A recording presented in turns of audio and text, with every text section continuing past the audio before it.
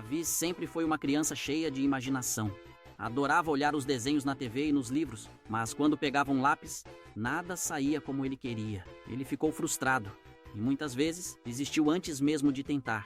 Até um dia, sua mãe encontrou um curso online ao vivo pelo WhatsApp, feito especialmente para crianças como ele, que querem aprender a desenhar do zero. Com aulas individuais, Davi começou a entender os fundamentos do desenho, melhorou seu progresso motor, desenvolveu foco e atenção e, o mais incrível, descobriu que desenhar ajudava a entusiasmar sua ansiedade.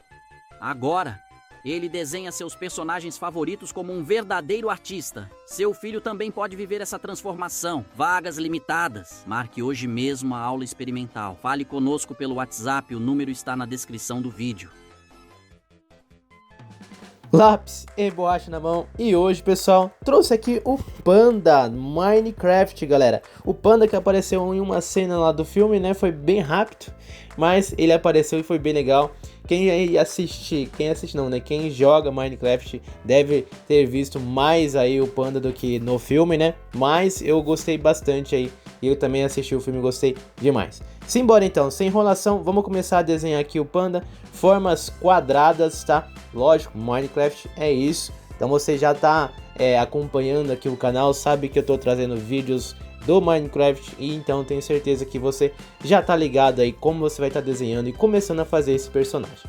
Então, simbora desenhar.